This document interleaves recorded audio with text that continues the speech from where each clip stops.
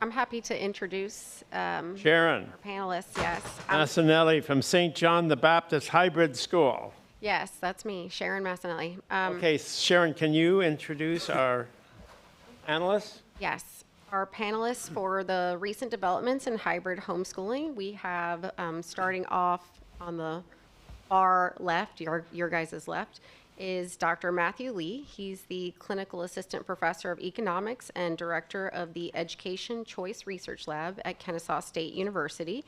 He earned his PhD in Education Policy from the University of Arkansas. His research is focusing on how administrators in hybrid schools hire teachers at the moment, but I'm sure he'll be expanding that.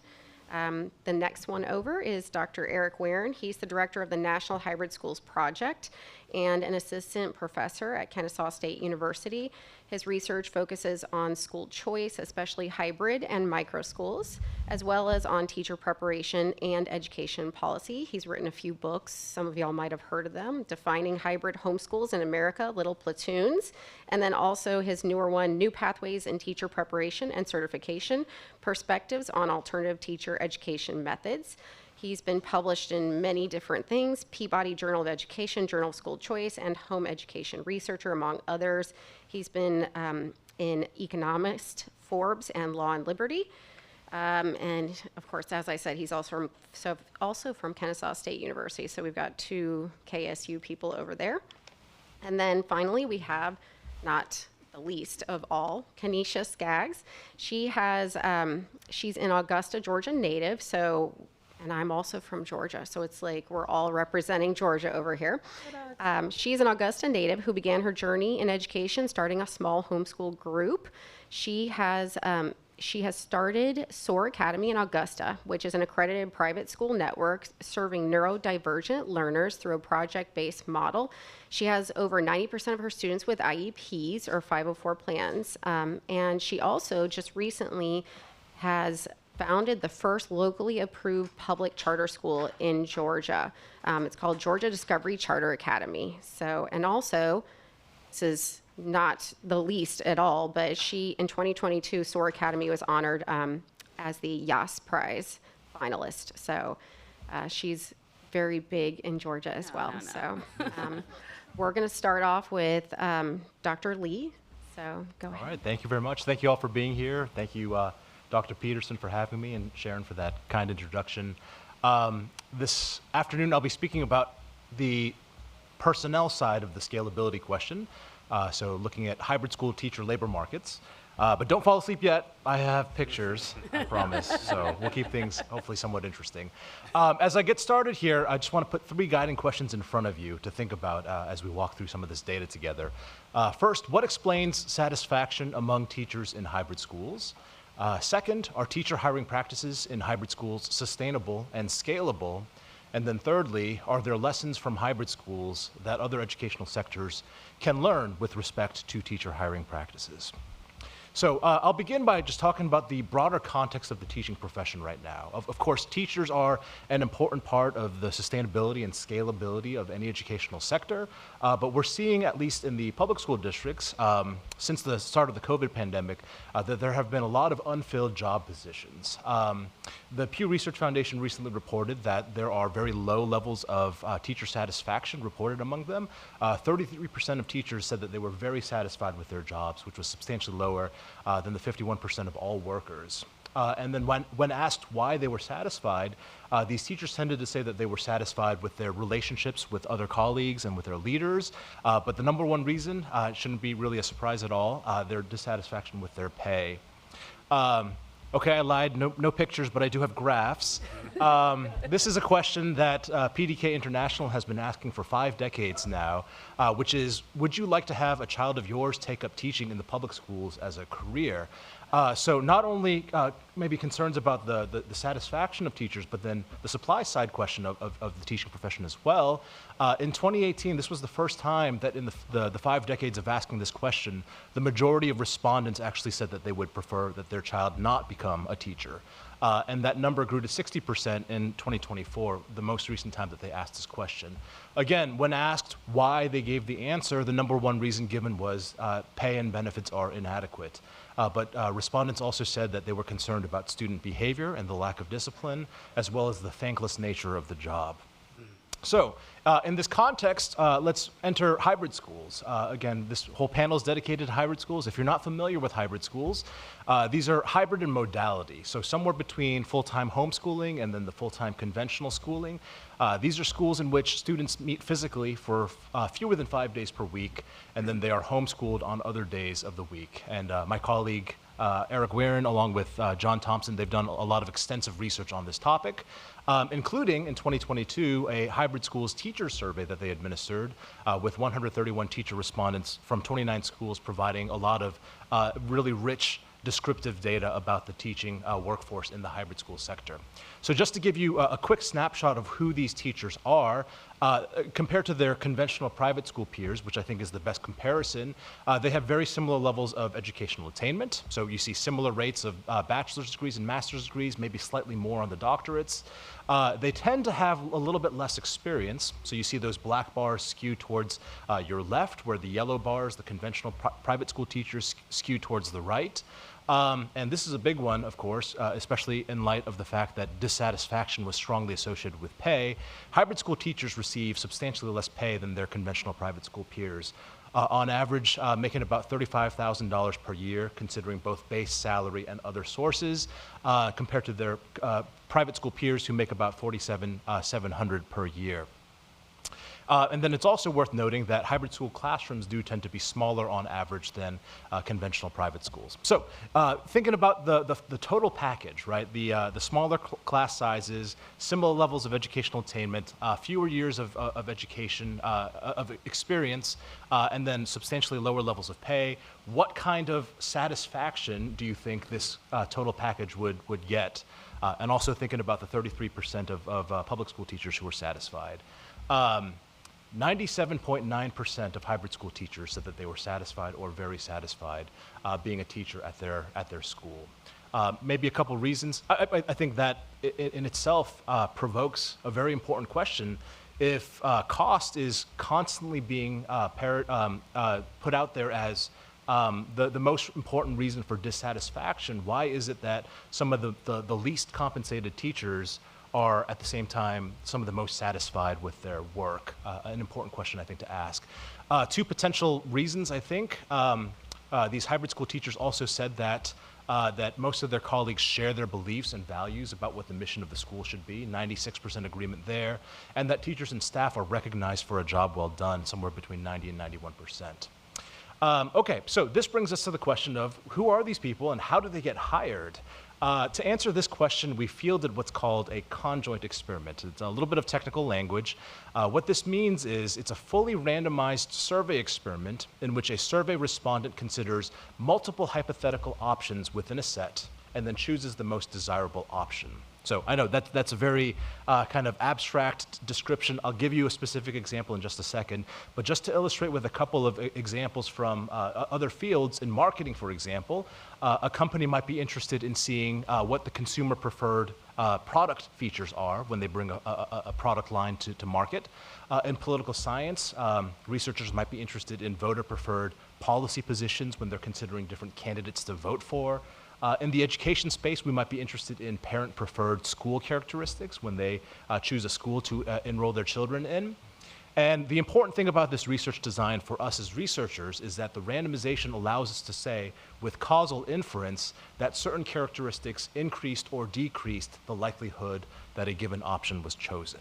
Okay, so with that description, let me give you an example. Let me show you how we fielded our conjoint experiment. We considered these 5 different components. So teachers' degree in field, their level of teaching experience, their alignment with the school mission, whether they have children enrolled or plan to enroll children in the school, and then any intangible skills that they bring to the table into the classroom.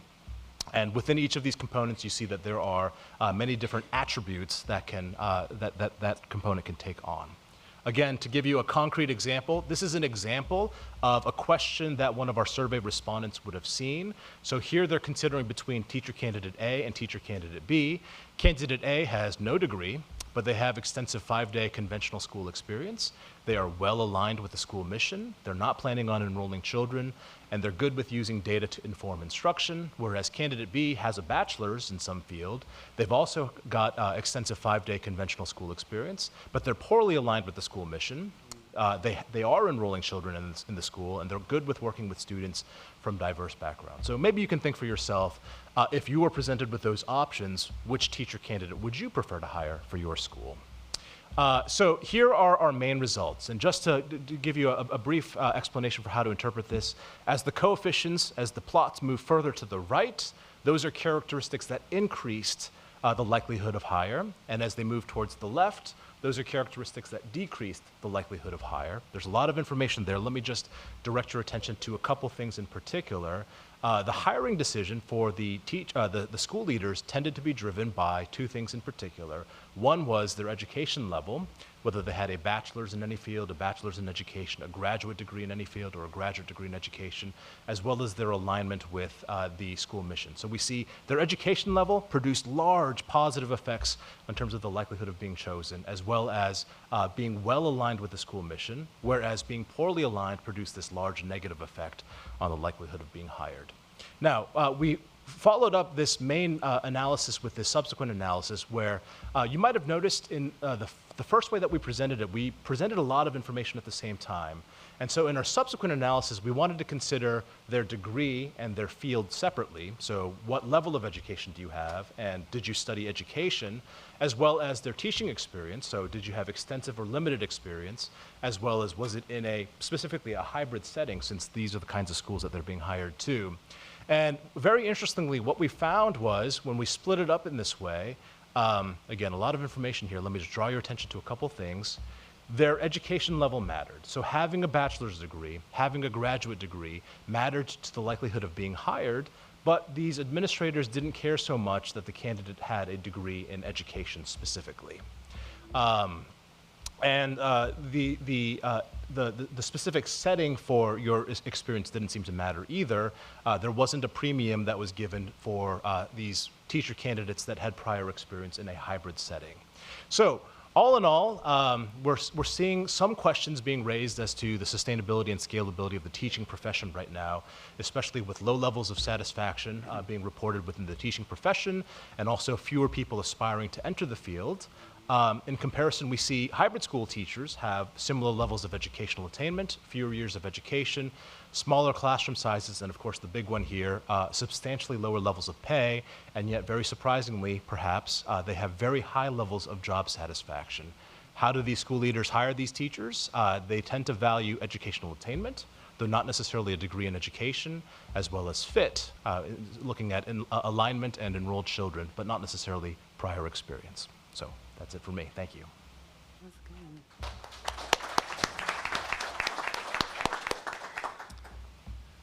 Great. Well, thank you. So I'm going to talk about a paper that I did on a subset of hybrid schools, and I do have slides. I need to remind me what I'm going to say. But so if you're here in the last session, you heard a lot about kind of these self-directed schools, and that is a big subset of the curriculum that's used in hybrid schools. What I'm going to talk about is another subset of schools that use the hybrid model, which are classical schools. And so once this comes up, I will talk about that.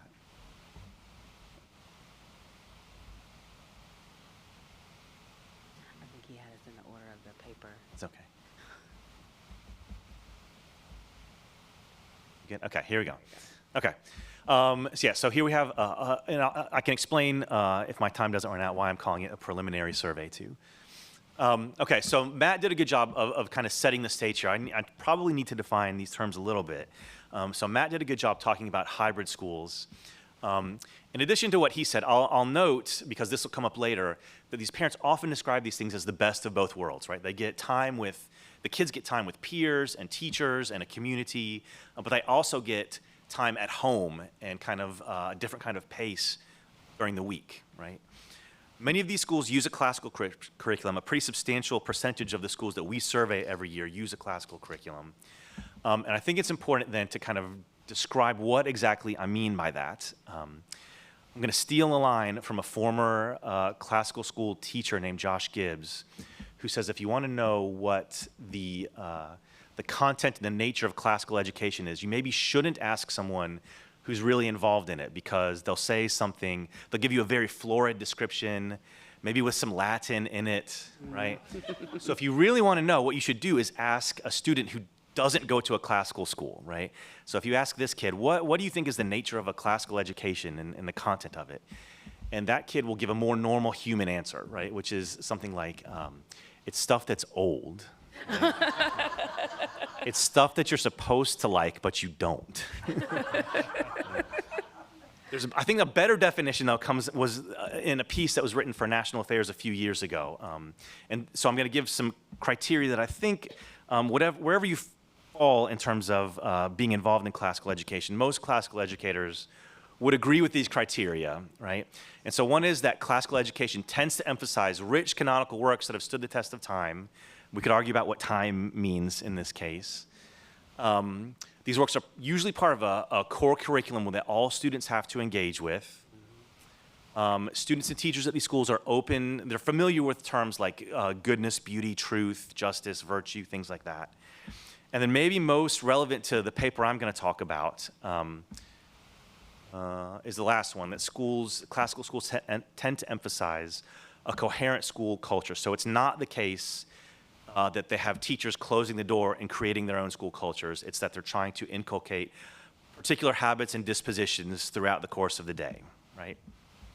Okay. Both of these groups, right, hybrid schools, whether they're classical or not, right, and then the classical education renewal itself, have followed really similar pathways over the past 30 or 40 years. So I'm going to tell the story of their evolution once, and it's going to be true for both of these groups, right? So in the late 80s and 90s, you might have had sporadic groups working on this kind of underground. As we get into the early 2000s, the internet and social media are helping these people meet each other, and they're forming groups and co-ops and things like that. As we get into the 2010s, the kind of support groups and associations have kind of coalesced and matured. The publishers that support these things have matured and come into existence. Homeschooling itself has become more socially acceptable, so the trajectory is going up for both of these groups. And then COVID happens and everything accelerates, because that's just what COVID did to everything, right? So I don't have an example for hybrid schools, but I'll show you a couple of classical school relevant tables. So this is tax return revenues for a group of popular classical school networks. So the actual numbers don't matter, and they're dwarfed by public schools, but you can kind of see the scale of growth from, this is 2011 to 2022, right? And the same thing is true for kind of some of the support organizations that are involved with these schools. So these two streams kind of had the same trend over time, the classical education renewal and the hybrid school movement for different reasons, but similar paths, right? And they overlap a lot, right? So they don't totally overlap. The Venn diagram isn't perfect, but there is a lot of overlap. And so there are a lot of classical hybrid schools, but they also tend to have a third aspect, which is most of them are religious too, right? So we have a lot of classical Christian hybrid schools out there. So the question that I wanted to ask was, okay, all of these things are happening at the same time. What do the families care about the most, right? What is the main driver of the growth in these things? So I surveyed a group of classical hybrid school principals, and through them, teachers and parents. I asked them several descriptive questions, and then I ended with an experiment, which is what I'm going to end with here today. So there was a control group and then 3 treatment arms. And basically what I did is I removed each of those 3 aspects, classical, Christian, and hybrid, one at a time to see which removal annoyed the respondents the most. So the control group was asked, and they were assigned randomly into these groups. The control group was asked, how likely would you be to continue at this school, assuming the school had grade levels that met your children's needs, right? So 1 would be they were very likely to stay, 4, they're very unlikely to stay.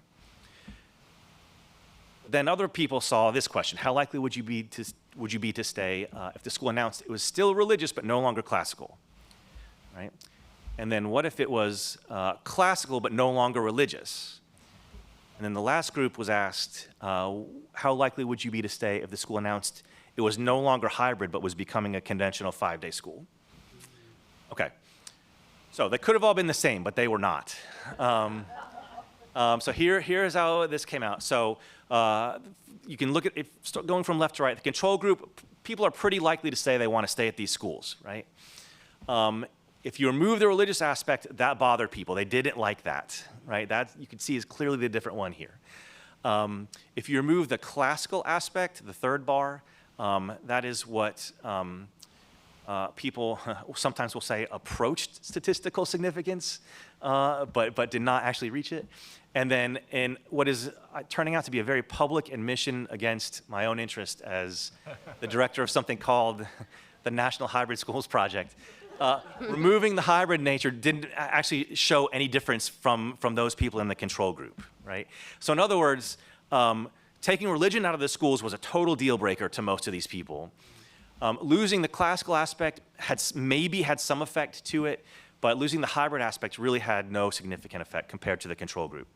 So that leads to this question, right? If the hybrid is least valued, why do these things exist, right? Why are people not then just starting up classical schools that look more normal? So I think there are a couple of answers to this. One would be that the hybrid nature or the micro school nature, because a lot of these are very small, is that is what removes most of the startup barriers for these things and lowers the costs long term. So they can get the school they want if it operates in one of these ways, but they're not going to get a 5-day expensive school to start up. So some practical implications then. I don't want to totally rely on that though, because I've interviewed enough people over the past 15 years who do say, no, this is the best of both worlds. I do care about the structure of the school. That's why I'm going, right?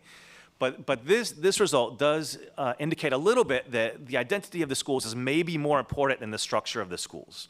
So families and local communities want a particular kind of school, but the way they get it, they're kind of agnostic about, right?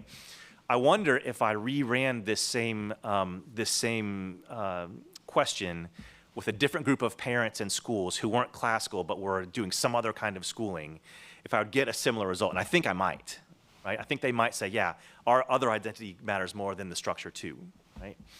Another reason for these things' existence is that large organizations are not meeting the demand for them. So for the most part, public school districts are not creating classical schools. The Catholic bishops are not creating classical schools. The large Protestant churches that can house them are not creating classical hybrid schools. So hybrid schools are emerging by family and hyper-local groups to fill that gap. They're kind of doing it on their own themselves, right? So I think one way to think about the scaling implication is one way to look at it is to just do nothing and they'll keep emerging anyway, right? So all we're really looking for, a lot of the schools will say, we don't need anything from anybody. We've won all the battles we needed to win through the homeschool laws in the 80s and 90s. If you just leave us alone, we'll be fine, right? So that is the end of my time. Thank you for...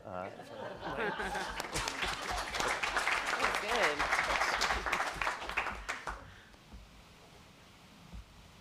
Well, I'm up here with these two PhD candidates who shared lots of data.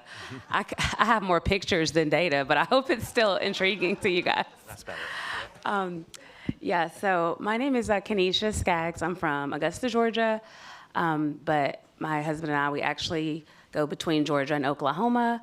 We have a private school in Georgia that started as a homeschool group, and then it is now an accredited private school. We also just had a local charter school approved in Augusta, Georgia, locally.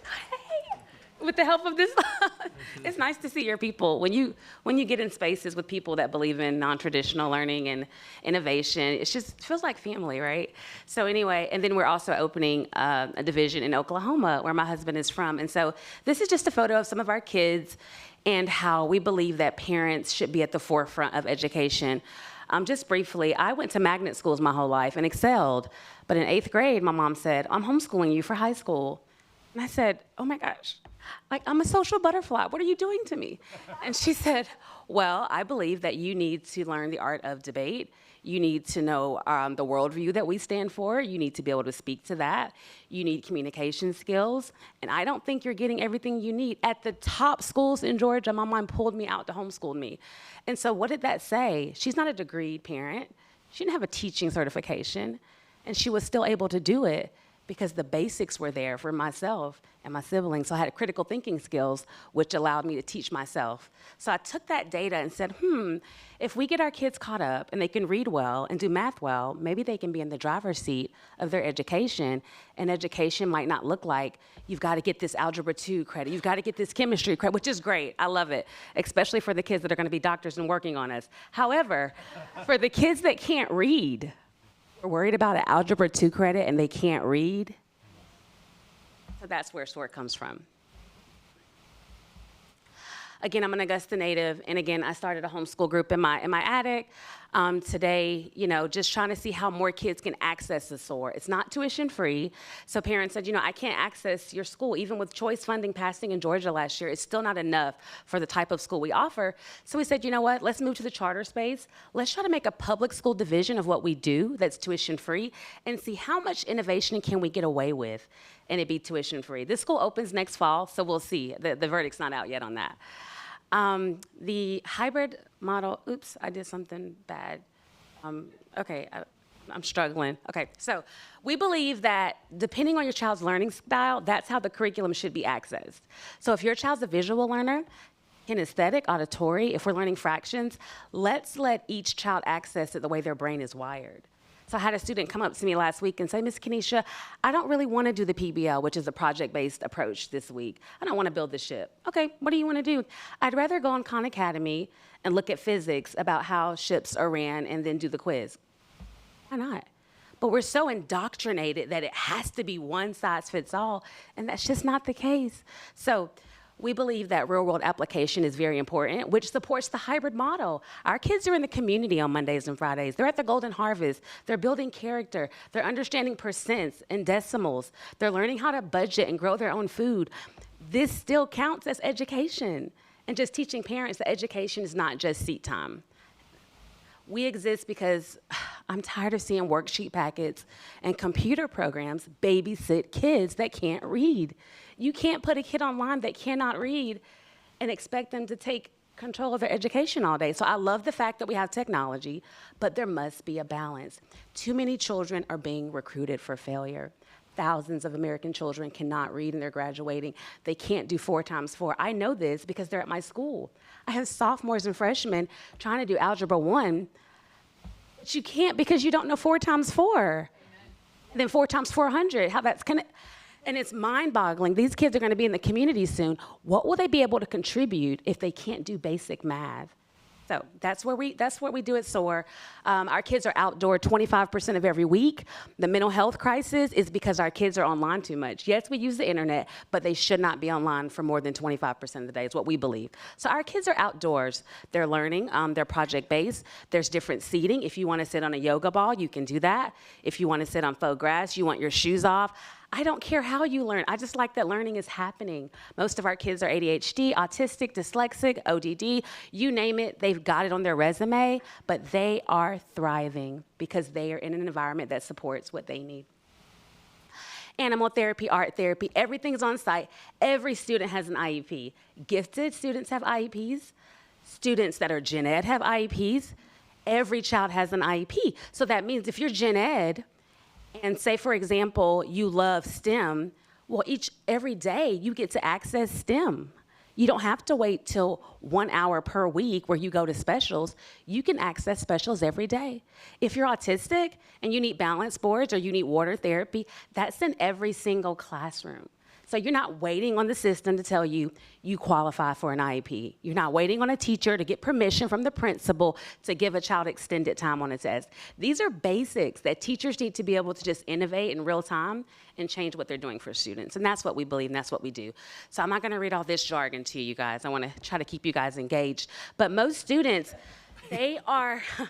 most students are not ready when they graduate. where are they going to belong in society if they don't have social emotional intelligence? They cannot read at a basic level. Where are they going to belong?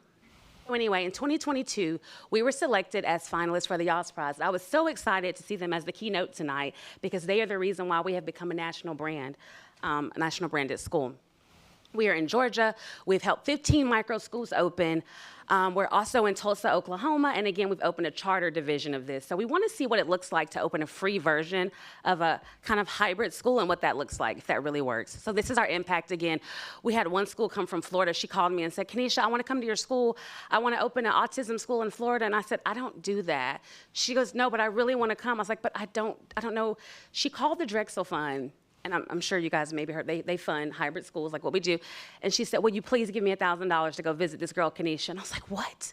So she came down to me last year, 2 days. I made up this 2-day agenda for her, and she opened Keystone Academy in Florida last year. It's an autism school, y'all. So that's what I do. That's what we do, because I want to give as many people this knowledge as possible and how education can be super powerful. So today we're helping teachers, parents, and school founders that want to leave the traditional classroom. We're teaching them how to open a sustainable private school or hybrid school, charter, whatever that looks like to you. We will help you do that. Oops. We're building capacity across the USA. We have an all-boys division opening. It's not like my school, because my school is pretty, it's neurodiverse. It's 100% neurodiverse. Our demographics are half African-American, half Caucasian. This school is all African-American, all boys, but they still can use the operations of how we opened our school. We can teach them how to be sustainable, how to use those tax dollars. Another issue and barrier for them was, Kenisha, we can't operate 5 days a week. Our teachers can only do 3 days a week. Why can't the boys do specials the other 2 days? Why can't they go to the YMCA and volunteer? Why can't they go to the museum? Oh, we can do that? Yeah, you can innovate and do what you need to do for kids and do what's best for kids. When we were getting the tax credit funding for our school, we were told, well, Kenisha, the kids have to be in seats 5 days a week. Because we were a homeschool academy for a decade. And everyone said, well, Kenisha, why do you want to be accredited and access the funding? I said, well, it makes it more equitable for families. But the kids have to be in seats 5 days a week. Okay, can that seat be on the Savannah River on a boat? All right. So guys, innovation, that's what innovation looks like. I don't take no for an answer. You just have to do different things to still access what kids need. So our school is funded by the state. Our kids get up to $12,000, $13,000 in a state that's not huge on choice, and it looks like a hybrid homeschool school, but it's an accredited private school. And Georgia Discovery Academy, again, is our charter school opening next fall. So I'm curious to see how much innovation we'll be able to do there. This is the type of kids we service. Tiana, she was 8th grade, IEP, at first grade reading level when she came to us after having IEP support for years and years. And so when she came to us with, again, private school, no IEP, no compliance, we didn't have to report anything, we were able to catch her up because I was allowed to permissionlessly go back and do 1st grade phonics, 2nd grade phonics. That's something you can't do in a traditional school. No one's gonna allow you to take a senior who's gen ed back to 1st and 2nd grade phonics. Well, we could do that. Jesse, this was Jesse at first when he started with us on my left, and this was him at graduation. So he lost over 100 pounds in our hybrid program because we allowed him to have days off for his doctor's appointments. It didn't count against attendance. He started dual enrollment. Now he's in college. He's no longer diabetic and high blood pressure. And he takes no mental health meds. He took 4 sets of mental health meds when he came to us. That is what innovation and what flexibility looks like for kids and why they need that flexibility as a school. How do we ensure policy supports hybrid schools? How do we ensure it supports, how do we ensure that the money is still following us even if we're not meeting 5 days a week? Well, I told you one way, which is you've got to be innovative. Seat time doesn't have to mean seat time in this building, right? And also it's just talking to the students, looking at the success stories, looking at the test scores, looking at the mental health. You know, I tell parents all the time, it's great that your kid has all A's, but if they're not alive, what is it gonna matter? Because kids right now, mental health, they are struggling badly. The self-harm crisis is up at significant rates. So we really have to look at the mental health piece. It can't just be grades. So we, again, in Georgia and Oklahoma, my husband and I are both huge supporters of hybrid schools and choice and flexibility. I think families, I think students need that. and it's a big deal to us. And I already told you guys about the funding. It's just the language. I had one school open that I supported in South Carolina, and they would not be supported as a school because they weren't accredited. And so I said, well, call it a tutoring center. Ours was called a tutoring center for years. And she went, I can do that? I think you can. And so it ended up working out for her very well. The language, it's just the language sometimes even. It's not about public versus private. It's about giving each family the choice to decide what's best and letting parents feel like they belong in the room, they belong a seat at the table when it comes to how their child is being educated. Every child has a gift. It's our mission to help them discover that. In closing, I just want to give you guys my why. Oh, Kenisha, Oh. just to wrap up, because we want to ask I'm a sorry. couple questions. Okay. And we're going to run out of time if we don't. So, That was my thank you last so slide. much. Sorry. Okay, great. Thanks much.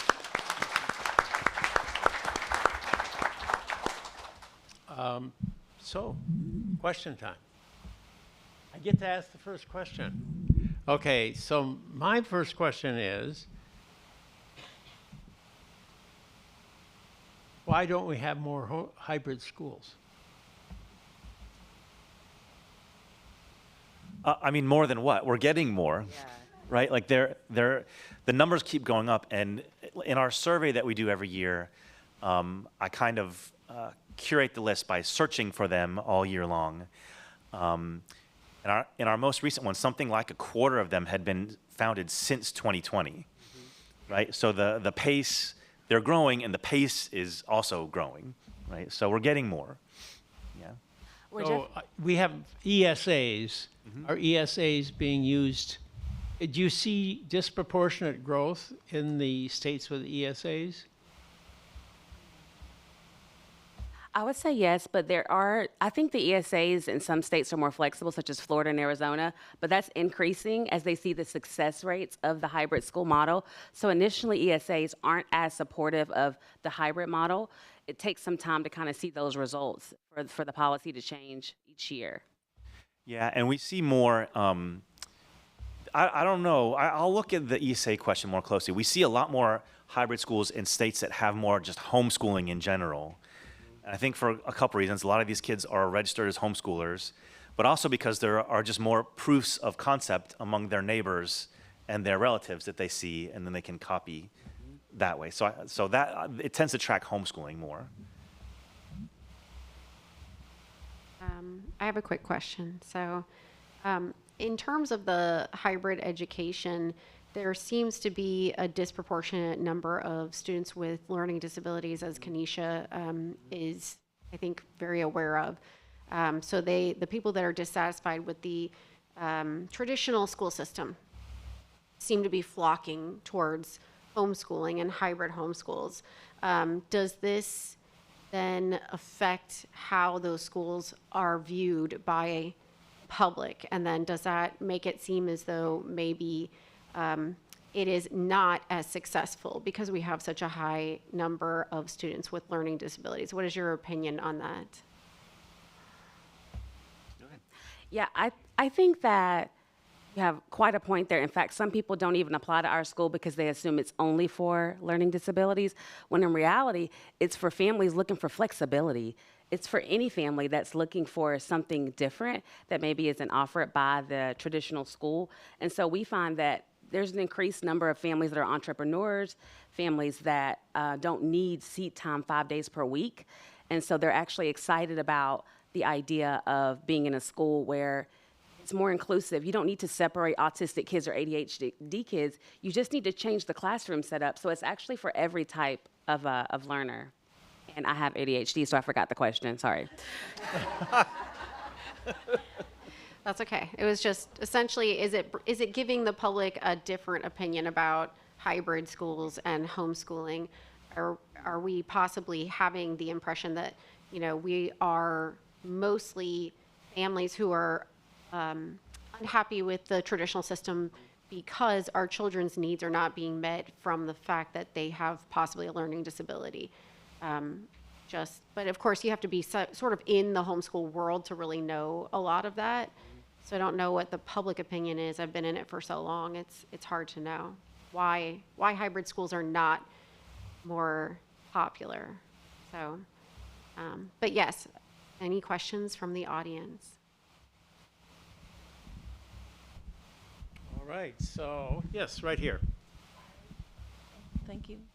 I'm secondary head of school for an online school, and it's seminar based.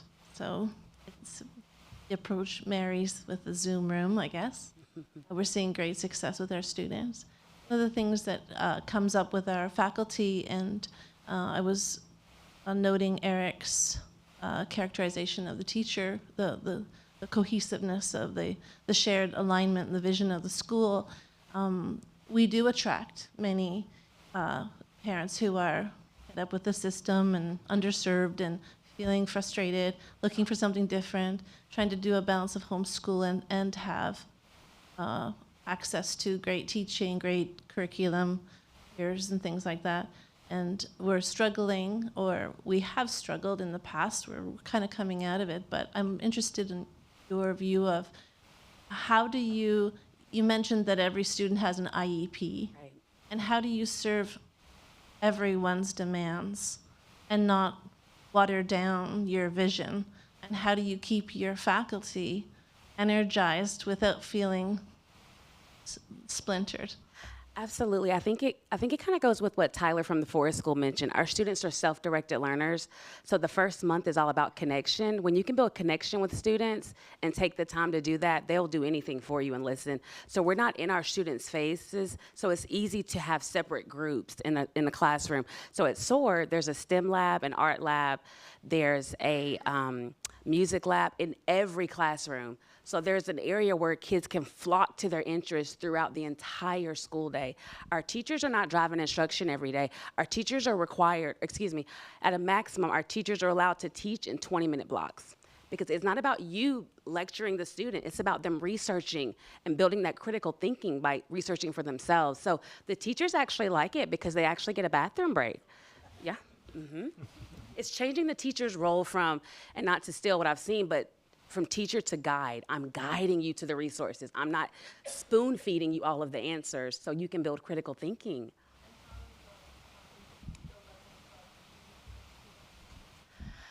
It's man, that's such a loaded question because our kids come in so low. The kids that are coming in are kids that aren't successful in public school.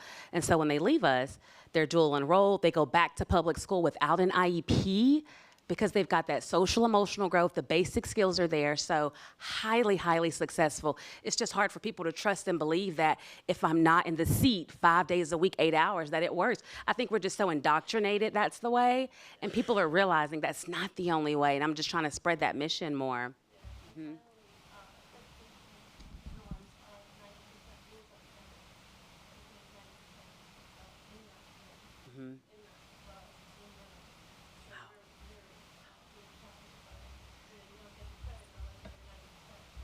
In this, right.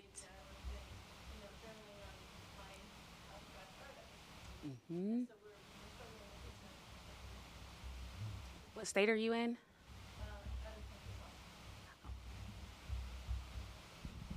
Another question way in the back over there. Yeah.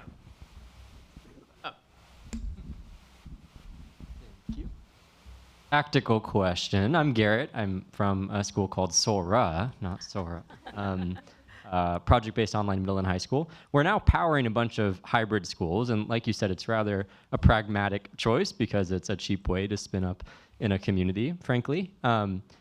Hybrid could mean 1 day a week in person. It could mean 4 days a week in person. So I'm just curious what you're seeing is the preference for parents, or perhaps the context given the study you showed, like what is enough for it to feel like the best of both worlds? Yeah, it's all over the place. The typical arrangement is 2 or 3 days in school and the rest at home. It's rare to go like kind of 1 day only or 4 days. So that's typically how it goes, is that way. Yeah. I agree. We do Tuesday through Thursday, heavy, rigorous core subjects. And then Mondays and Fridays, the kids are in the field learning. So 3 days we feel like works. Okay, lots of hands. Yes, I can say back there, yeah. Hi, my name is Michelle Barmazel. I am the president of the Massachusetts Association for Gifted Education. And I'm noticing that we don't have a lot of Massachusetts representation at this conference. There's a reason for that. We are one of the few states that doesn't have anything for gifted education. So my community is often looking for other alternatives. We do a lot of online and hybrid learning in our state. So my question for you guys is, do you think about gifted when you're doing the work that you're doing? Are you familiar with the term twice exceptional? Are you finding that a lot of the kids that are struggling are actually 2E and not actually only having the learning disabilities? And are your teachers and the educators being trained on how to meet the needs of gifted? Because there's a whole, I'm blanking on the word, and there's all the training out there that teach them how to do this. Yeah, I mean, I would just say, like my paper showed, I think most people, we're talking a lot about special ed and giftedness and things like that, but I think people are mostly showing up at these schools, in my experience, not for those kinds of reasons, and not even for academic reasons, but because they like the flavor of the school that they can get, right? So, yeah, I mean, there's some work around giftedness, but a lot of it boils down to, well, you can get your work done in 2 days. So you have 3 days to do whatever else interests you that you can accelerate on or do those kinds of things, right? So that's kind of how it plays out in a lot of these schools. This is my sweet spot. I'm sorry, but I don't want to hog the answers. Andrew, do you have something for this one? The only thing I was going to say is we haven't looked at 2E particularly in hybrid schools, but it has been done in the homeschooling context. And families that have 2E children love the flexibility of what homeschooling offers them. So I would imagine that it's similar in the hybrid school context, and definitely worth investigating in the future for us. Most 2E most of our gifted students are neurodivergent. They're usually OCD. Something's happening with their brain. And so at SOAR, because we have the blended classroom model, we have several 2E students, and our teachers can easily pivot because if I'm thinking about one. We have a 5th grader who's at the 8th grade level. He just trickles on over to the higher grade level, and then he's only working 2 hours a day. Then he goes and builds computers, and then he's online helping Minecraft founders code things. Like, so, yes, they belong. Again, it's about inclusivity. Create a classroom where every type of child, whether they're 2E, behind, gen ed, can thrive. And that's where those stations come in to accommodate every learning style. So we love our 2E. Our 2E kids are also misunderstood. They've been kicked out of school, have these IEPs with behavior issues, but it's because their brain's already wired a certain way. They're gonna change the world. We have to stop giving them these labels and casting them aside, so. Yes, in the back. Hi, I'd just like to ask a question of clarity. My name's Sam. I'll ask the question first, and then I'll give you context. You mentioned hybrid homeschooling, and you've talked about these micro schools, but can hybrid homeschooling also be where the homeschool child does the homeschooling and then accesses a local public school or classes? And the reason I ask, I homeschooled my 4 children for 20 years in Florida and in Arizona, and the statutes allow us as homeschoolers as homeschool parents to put our children into the local school as long as it's not more than 50% of the time. And it was beautiful for my students to be able to do that, or my children. So I just need clarity about the term hybrid homeschooling. I also research hybrid homeschooling, and I also research perceptions towards home education. So, Yes, I think that is included, and it's a smaller sample, but there are also public schools, even though they're fewer and further between, that are hybrid by design. So. I was just gonna say, I think clarity is like the most impossible thing to get in this place, right? Like for papers, we have to define things certain ways to kind of draw borders around it. But so I don't include groups like classical conversations or co-ops. But is that hybrid schooling? Yeah, probably, right? It's just hard to know. So all these kinds of combinations happen. But the rules change depending on the state. I was about to say that. It's state specific. In Georgia, kids can go to the electives, so the sports and things like that, but they cannot go into a core class so it's different by state.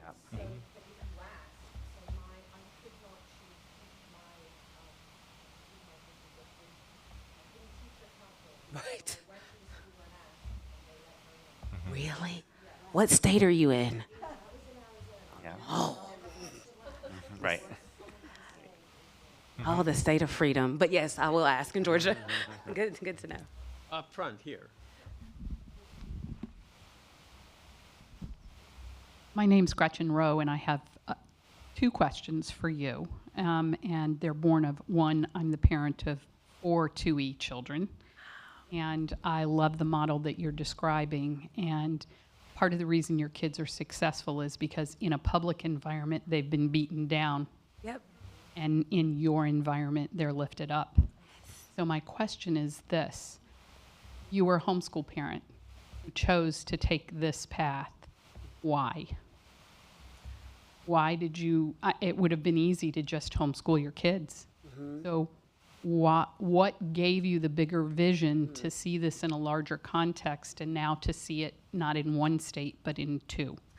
I think parents want support. Even my husband and I, we were homeschooling our son, but he said, I like this, guys, but I want to be around other kids. So, and that didn't mean he had to be around 20-to-1 ratio, that he could be around a 5-to-1 or 6-to-1 ratio, which is what we ended up doing. So just having that support with it helps. And I think parents are so desperate for something. They don't know what help looks like yet. And so just to give them not only the hybrid option, but the homeschool and build their capacity and say, you can do this, or the charter or micro. So really it's just off demand. I'm only one person. So my goal is to put capacity in as many people as possible and show them the options. And parents don't know what they don't know. So yeah, that's why I do what we do. Over there.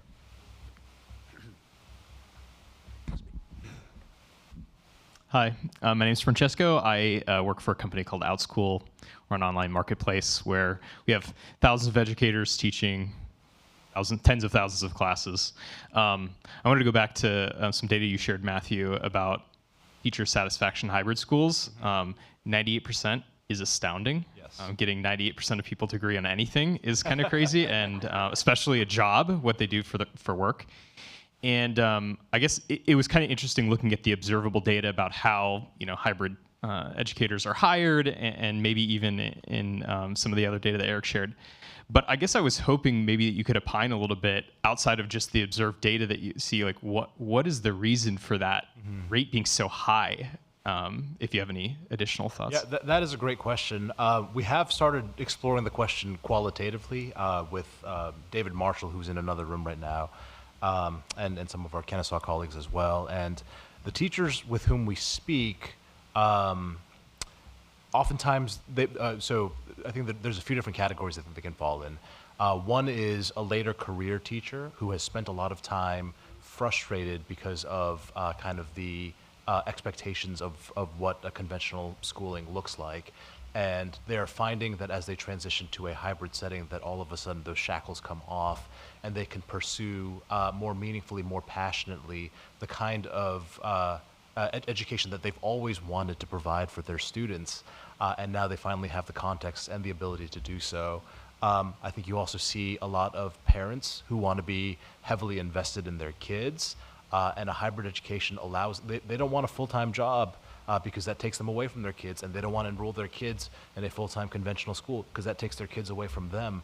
This hybrid school setting provides, as Eric said, kind of the best of both worlds, where they get to be heavily involved in their own children's education in a way that's personally gratifying to them, professionally gratifying to them, but also personally meaningful to them as they're so invested in their kids' education. I don't know, Eric, you want to add anything?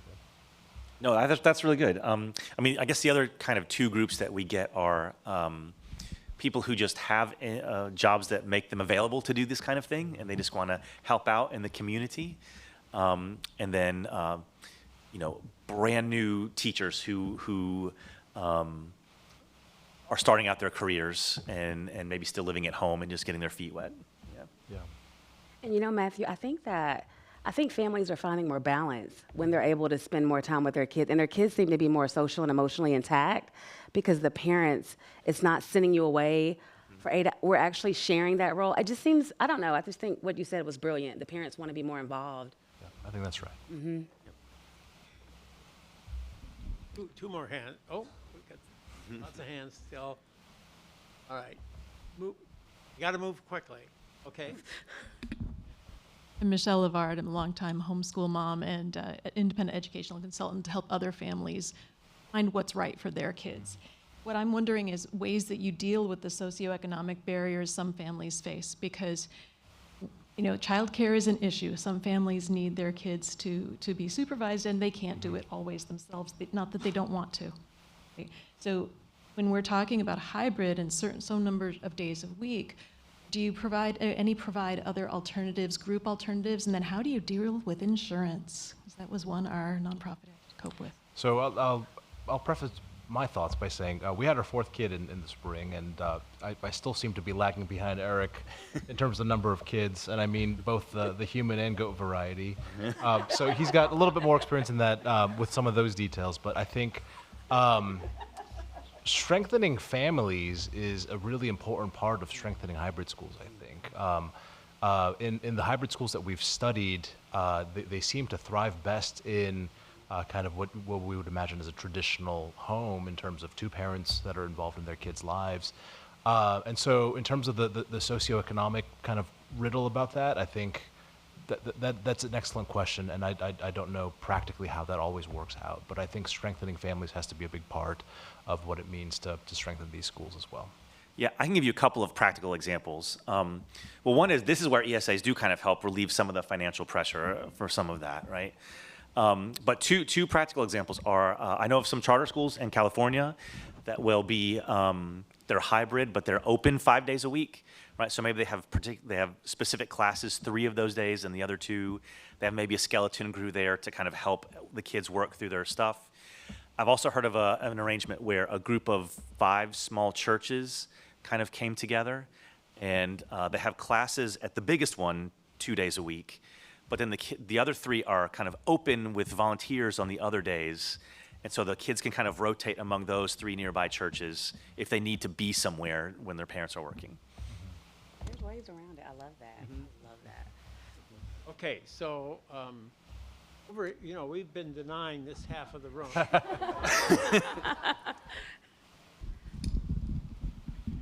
This is an economic question. Here in Massachusetts, there's a slim chance it will have any vouchers, tax credits, or anything else in the near future, like California.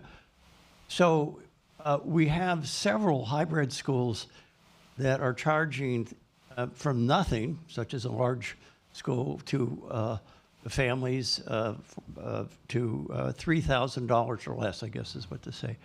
So my question to you is, are there good models where the teachers receive close to nothing, and yet on the other side, the education is superior? I mean, this is where the different kind of teacher pool like shows itself, right? So you've got really young teachers who are just starting out. You've got maybe young moms who were teachers and are looking for a part-time job, like Matt mentioned. You've got, at our school, we often have, there's a guy who owns a pharmacy but can get away for a couple of hours a week to teach math. So people like that, or retirees, right? So I think the question you're getting at is where you just have to look for a unique staff. I think the target we go after is stay-at-home moms who maybe want to work in the school and be a part, but they're not the primary income, determining, factor for their home.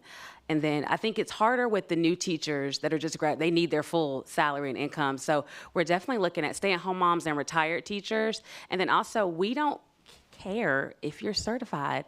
Like, if we get around that barrier and we have people that are mission aligned, that's more important for us. And they like the flexibility. They like that they're in the classroom doing things other than just flipping through text. So the teacher's getting gratification from it as well. So they actually end up being okay with the income differentiation, like you said. Yeah. All right, well, the time has reached a point where you are entitled to have a little break. And we look forward, everybody's invited. I think we have the space for this evening. Antonio, do you have any announcements? Sure, so everyone is welcome to come at 6 o'clock on the 3rd floor outside the ballroom for a reception and a networking session.